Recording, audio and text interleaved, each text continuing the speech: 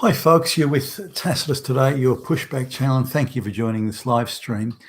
In this essay, I'd like to cover the super contentious topic of the Jewish problem with Christianity or Gentiles generally, and something we can see at many levels, but recently what piqued my interest and probably was part of what encouraged me to do this essay was the treatment that Christianity got in that all-Jewish production of, I think it's called Santa Inc., and I think Seth Rogen and Sarah Silverman were among the lead players. I think maybe they voiced some of it and that sort of thing. So, but it was a full-on politically correct sort of globalist talking point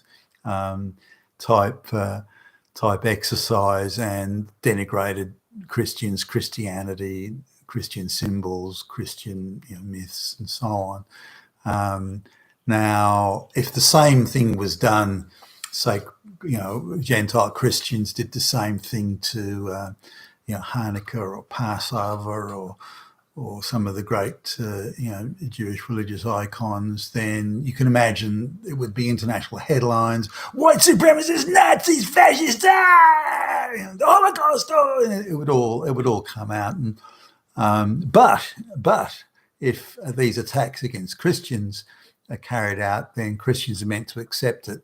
And just damn well shut up. And if you do object, if you say, hey, why are you attacking Christian symbols? Do you mind backing off a bit? If you do that, then you're a damn fascist Nazi. That's it. White supremacist. Hitler. You're Hitler if you do that. So, it's an interesting sort of repositioning of we're attackers, but at the same time, we're complete victims. So you have to accept our attack, but you can't say anything about us because we're victims.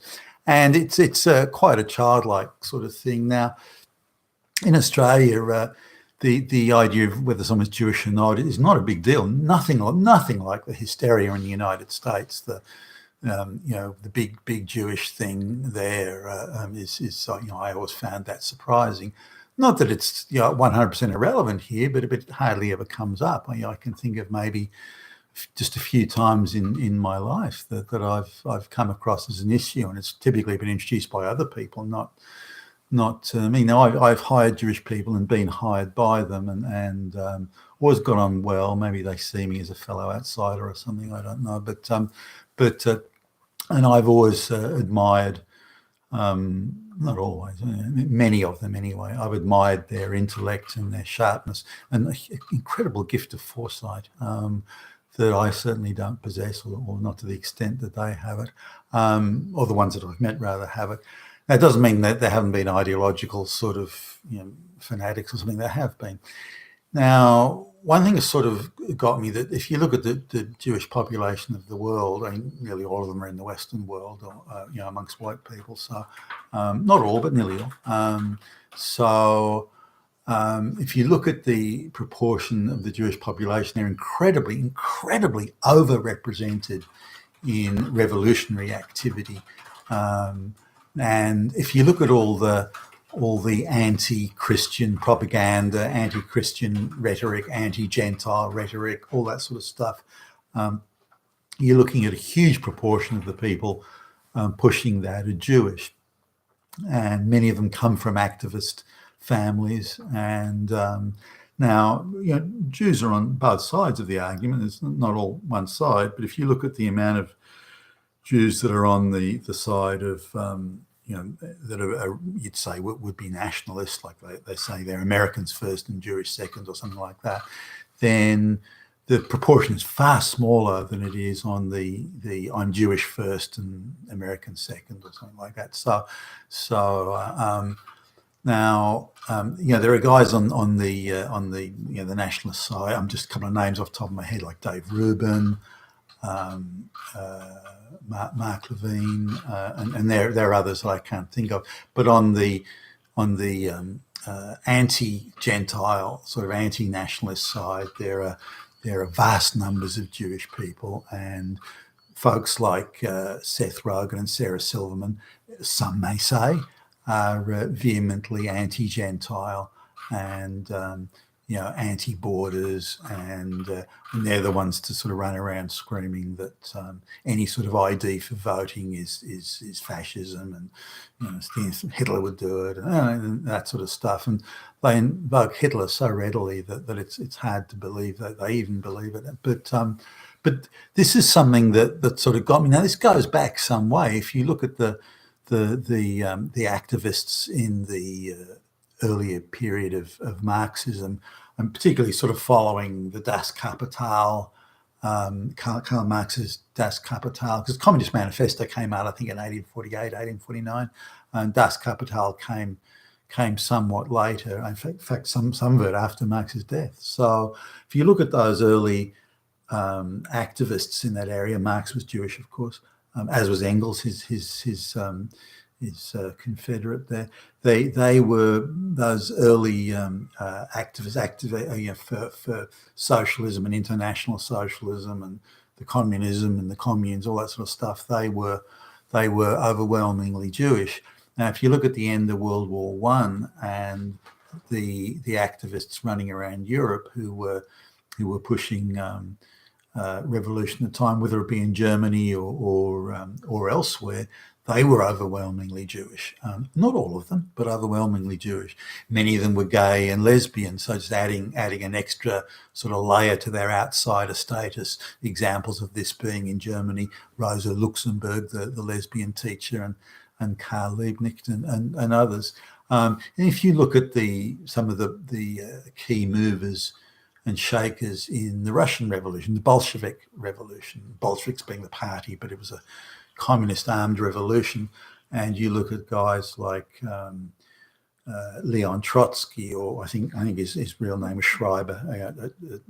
Trotsky was a name he adopted, but and others. They were a lot of that intellectual class, if you like, were Jewish. Not all of them, but many of them were. And again, you see the lesbian homosexual thing come in. So now, if you look at, say, the activists in the United States who were looking, particularly during the Great Depression, there was a lot of folks who thought capitalism was undergoing its dying gasps, and so only a communist society could make sure that there was enough to feed the people, and things like that. And there were a lot of pressures. It wasn't just the Great Depression, but there was the Dust Bowl and the droughts. It sort of kind of all came in at once, and so it was tough times in America, as indeed it was elsewhere. But the revolutionaries there at the time, who were really sort of getting this thing, what we need is a communist society, they too were overwhelmingly Jewish, and the FBI did profiles at the time of what a likely activist would be, and the activists, they were going to be Jewish, they were going to be an academic, probably gay and lesbian or lesbian, and that profile that was done in the 1930s would probably hold true today. In fact, I'm sure it does. So that profile of the revolution, Jews were just incredibly overrepresented in this revolution. So why is that? What makes it so appealing to Jewish activists? And this isn't every Jewish person. There's one Jewish friend that, in fact, I haven't seen him for a while. One Jewish friend I had he said, or she said, actually, she said, haven't you heard that if you've got two Jews, you've got three opinions? So clearly, not all Jews are activists, or not all Jews are non-activists. So that's it. But why is it that the Jews are so particularly attracted to this? And this is something that I'm sure has exercised the minds of many. Now, I'll sort of go through a little thing here. This is an example of Jews have been evicted from so many countries over more than 1,000 years. Probably close to 2,000 years. Wherever the Jews go in any sort of numbers, they seem to be evicted by those damn Gentiles. And there appears to be a view amongst the Jews, if only we can kill all the power of the Christian Gentiles, if we can just get rid of that, then only good things will remain and only good things will happen to Jews. Now, that's a rather childlike sort of take, in my view. That's a rather childlike take on things. I rode a motorbike once and I came off it and injured myself. So if we get rid of all motorbikes, I will never be injured again. I once cut myself with a knife when I was cutting up some food. So if we get rid of all knives, I will never cut myself again. It's this idea of if we can just break all the power of Christian Gentiles, get rid of Christianity, break Gentiles' power, all power that Gentiles have, then only good things will happen to Jews, and Jews will never be discriminated against again. So it's quite a childlike sort of take on things, but this sort of the anger of the way Gentiles have treated Jews burns quite bright, almost similar to the Chinese sort of going into convulsions over what they see as the 100 years of humiliation by those damn barbarian white folks. This take on things, the Jewish schools, the rabbis, the whole concept of Jewish prayer and this sort of thing constantly comes back to this idea of Jews being absolute victims who've done nothing to bring about as I would say it, the persecution. So they are utterly blameless. Every shred of guilt and culpability lies with the Christian Gentiles, every shred of it. And there has to be a day of reckoning for these thousands of years of Jewish persecution when these damn Gentiles get their fucking comeuppance. And that's, now this is, whether it's taught in those words or not, I'm not suggesting it is, but this is conveyed in Jewish literature and in Jewish schools and through prayer with the rabbis and all this sort of thing. Now, how the Jews are going to make money when all the white folks have got nothing is quite beyond me, because their wealth relies on being among the Gentiles. But nonetheless, so I'll go now through. This is as I see it, the motivation. This is my view, of course. Now, there was some neighbours we had who were Jewish and very, very devout, extremely pious. They wouldn't look sideways unless the rabbi said they could, and they were neighbours, and we sort of exchanged pleasantries. But they were going away, and so they for whatever arrangements they said they were going to make or had made to look after two dogs they had. Whatever arrangements fell through, they couldn't take the dogs with them, and they're going to be away for quite a while. So they asked us if we would look after the dogs. So we'd kind of seen the dogs around, and patted them if we were going by, that type of thing. So we were, good neighbours and everything, happy to help. So they were going to head off, and they invited us over for a coffee and a chat, and they had like a room that you'd call a library, and I suppose 6 meters by 2.5 meters, something like that. And they had just about every book about the Holocaust you could imagine. I doubt there isn't a book in print about the Holocaust that they didn't have, not only in English, but in Jewish scripts, and also other ones in Yiddish and so on. So they certainly had many hundreds of books about the Holocaust, and they sort of reveled in the Holocaust, and that they were part of it. Now, they were born, some years after the war ended, so clearly they couldn't have been involved in the Holocaust. You wouldn't know it. They very emotionally lived and breathed the Holocaust, even though they had no part in it. So they would. So when you sort of called them out on it and said, "Well, you couldn't have been in the Holocaust. You were born after 1950, let alone after the war." So, yeah, but we had. My parents were part of it. Okay, well, your parents are now in their 90s, and if they were in prison for 10 years in these terrible concentration camps and deprived and not able to, no food and all this sort of thing, no medical care, and they survived that for 10 years and live into their 90s and had children and became quite prosperous very quickly, after 1945, then that would seem odd. I don't sort of fathom that. And they clearly weren't used to having these sort of questions being asked, so they sort of fumble. Oh, well, I had a friend whose auntie was. No, hold on, that's not the same thing. You weren't involved in the Holocaust, clearly, because you were born after it. And if your parents were in the Holocaust and badly treated and malnourished to the nth degree, and yet they're now living their 90s and have done very well, thank you, then I'm not sure that really fits.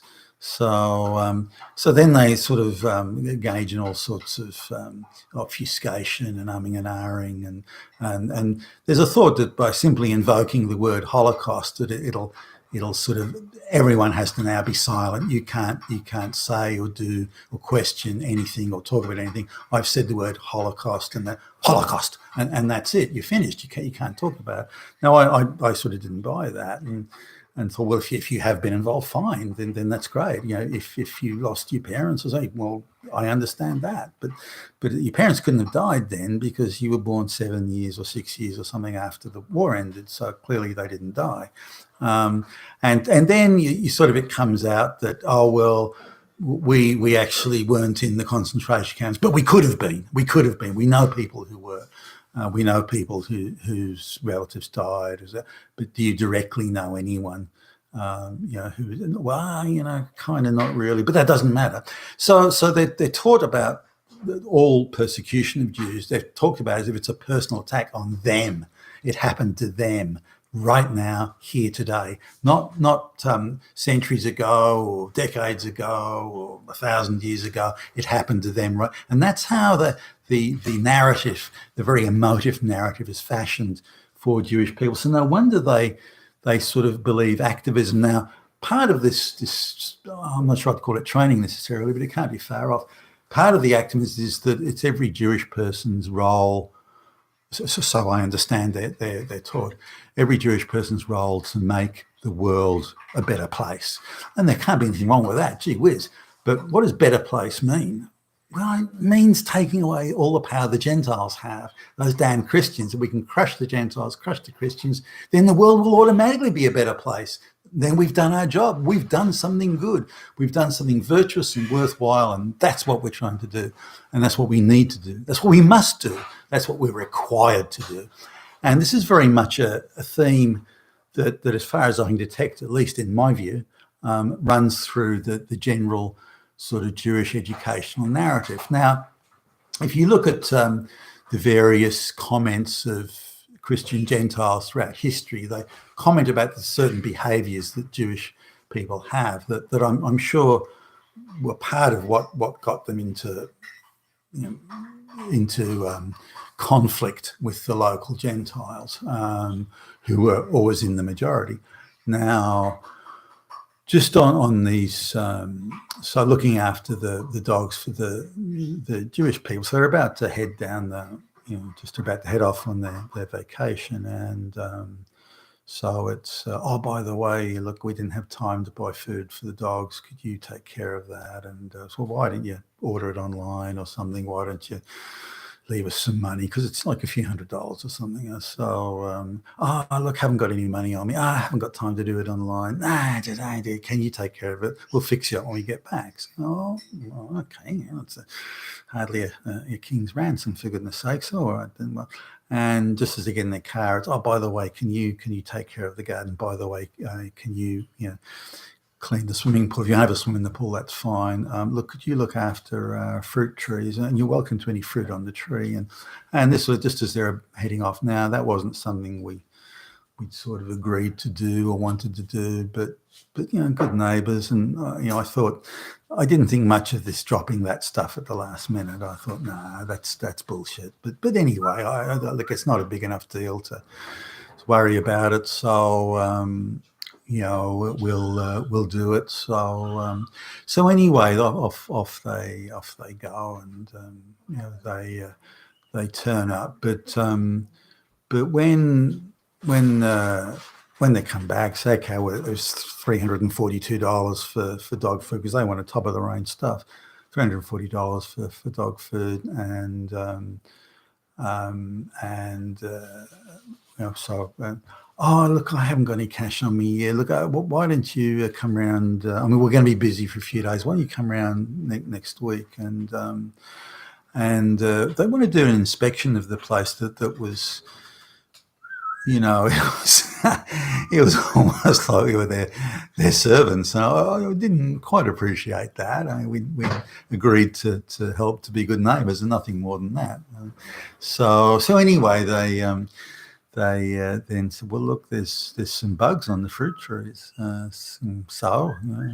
Well, why didn't you get those bugs off? Well, no, we never agreed to that. It's, but we let you have the fruit off the tree. Well, there was no fruit on two trees. There was, one orange on another tree and one lemon on another. One. The orange went bad before you got to it, and the lemon was so sour it couldn't use it. Well, it doesn't matter though. We left that for you, and you were prepared to use it. Well, what about the pool? Well, we didn't use the swimming pool, but I said you could. We said you could use the swimming pool. So you didn't. The fact you didn't use it's your problem. So not ours. And then it sort of came to, well, why should we pay you that money for the dog food? You had the fruit on the tree, you had use of the pool. Why should we pay you for that?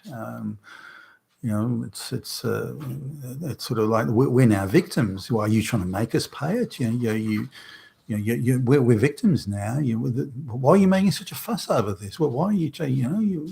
You had the swimming pool, you had that tree, and so that by use of these manoeuvres, they, even though they had clearly and directly agreed to pay for the dog food, by using these manoeuvres, they repositioned themselves that by asking for them to honour the agreement, we were now the aggressors who were oppressing them, and they were now oppressed victims who'd been thoroughly reasonable, and we were now the unreasonable party. So, well, look, here's $100, and look, I'll give you the rest later. All right. Look, we're busy. Can you go, please? We've been trying to be good neighbours. No. You agreed. Now, given the amount of money, it wasn't worth the hassle or the carry on. So just sort of, okay, let it go. But it seemed to be very practiced, the setting up of the whole thing, the putting it together, I haven't got money, I can't give it to you now, can you do it, and I'll look after you later. And then it's, no, look, I haven't got anything now, come next week. Why do you want this money? You're oppressing us, and that type of thing. So that was, now again, it wasn't a lot of money, so it's hardly worth getting excited about, but just that positioning of things, just that structure of trying to enter into agreement, then reversing it in subtle ways to make out they're the victim and you're the oppressor because they choose not to honour that agreement that they themselves set up. So now, if you look at whether it be The Merchant of Venice by Shakespeare, or you go through various other versions of Gentiles talking about how Jews do business, you see this exact same almost formulaic approach come up very often, and government operatives who would say had borrowed money from Jews or had doing some sort of business with them, they would comment. This is over hundreds, if not thousands of years. They would comment along the same lines, and in many countries, Jews weren't allowed to own land. They couldn't do this, couldn't do that. I mean, why would that? I mean, they're quite an industrious, intelligent people. So some of the great inventions of the world, some of the great pieces of music, and the list of Jewish achievements is endless. So why wouldn't you want people like that around? You would. They're theoretically, at least, a boon to the economy. For some reason, it just kept on happening again and again and again. Now, my take on it, given that, is that experience I had was on or about how they automatically, reflexively do business interacting with other Gentiles. But intriguingly, I asked, well, why didn't you? Why won't your children sort of do this? The children all been to good Jewish schools. they'd been taught to hate Gentiles or certainly mistrust Gentiles. They were barely on speaking terms with the parents, so they couldn't use the children. Other relatives were either too far away or wouldn't do it. They didn't want other Jewish people sort of getting involved in their affairs because Jewish people are terrible gossips and so on, so they didn't want to do that. So they wanted outsiders, Gentiles, to do this. But if we look at the wider thing, it's hard to believe that so many expulsions from so many places didn't involve some sort of provocation or something that. Now, I'm sure some could have been envy and jealousy. I wish I could write music like. I don't know, Richard Rodgers or Gershwin or something like that, but it wouldn't cross our mind to expel them from the country. So maybe the envy and jealousy plays part of it. But there's clearly a thread there that goes with. Now, the activism of certainly as far back in recorded history as we can go, the activism of Jewish people wanting to overturn the existing order to suit themselves, I think that plays into it, and we're in fact seeing it again today. So this time they've got sort of the Holocaust on their side, which is a huge propaganda sort of advantage. But there's this same thing. Why is it that so many Jewish people are so anti-Christian, anti-Gentile? I mean, that's disproportionate. Not all are, but out of all those activists, so many of them seem to be Jews at all levels. And whether it's be Merrick Garland or whether it be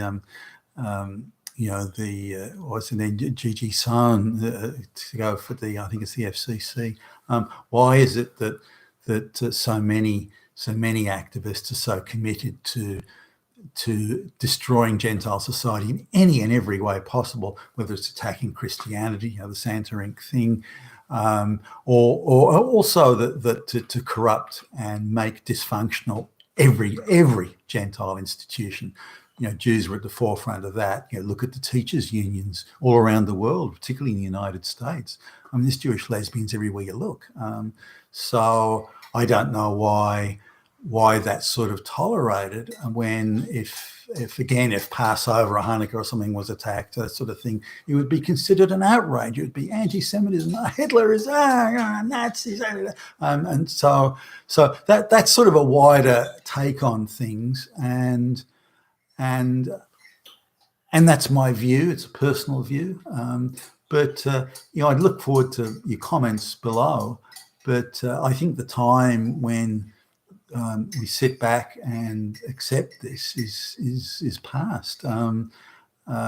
If Western society and Gentile society and Christianity is so terrible, then you've got a state. It's called Israel. I mean, go there. Gee whiz, nothing's stopping you. If you want to stay in Christian white Gentile society, then there are certain sort of values, and you can do very, very well out of it. So why do you need to overthrow it? Now, I guess as a final word, this idea of borders. One of the things that really sticks in the Jewish craw is that when Jews were being expelled or invited to leave Germany in the 1930s, the Nazis put a lot of resources into it, by the way, helping Jews fill out forms, interpreters, and all sorts of things to get visas to go to the countries. Not all the Jews could go. Only the best qualified were going. It was the Great Depression at the time, and getting anywhere was a tough gig. But 200 or so thousand Jews in Germany, give or take, were unable to travel to other countries, or not to the countries they wanted to, and some of them tried to jump in boats and just appear at the port of New York or something like that, and they were turned away. They just gate crashed. It's illegal immigration. But in the Jewish sort of mindset of the universe, this is going to happen again sometime, or might, or could. And therefore there had to be no borders. Jews had to be able to go wherever they want to go, whenever they want to go, at any time they want to go. The world has to be that open. Now, they can't say it has to be specially open for Jews. They can't do that, so they say, well, anybody can move anywhere at any time for any reason. Their borders don't exist. So that then, in the middle of that crowd that surges across the border, there can be a certain amount of Jews, and they're thusly protected, as they would see it in their cognizance. So it's something that they never want the Gentiles to forget, the way that the Jews were turned away from the United States and Britain and so on. The Jews trying to leave Germany, I mean, were turned away. And then, of course, how unfortunate things later became. But this is something now that they believe Gentiles universally must accept this burden of guilt, of what happened then. And they must pay for all eternity. And only when Christianity and Gentile society is completely crushed, and Gentiles have no power, Christianity doesn't exist, then only then will Jews be safe. Now, it goes sort of beyond this as well with things like voting. For example, if you have to, the Jewish activists are in favour of people being vaccinated, having to prove their identity in relation to vaccination. That's 100% acceptable to Jewish activists. But the idea of having to prove ID when you go to vote, what a fucking outrage. Hitler does that sort of thing. And that's something they vehemently oppose. So sometimes it's hard to reconcile, as the Jewish feminists say, the horns of the dilemma. But that's my take on things. I look forward to your comments below. And you've been with Tacitus today, and thank you for listening.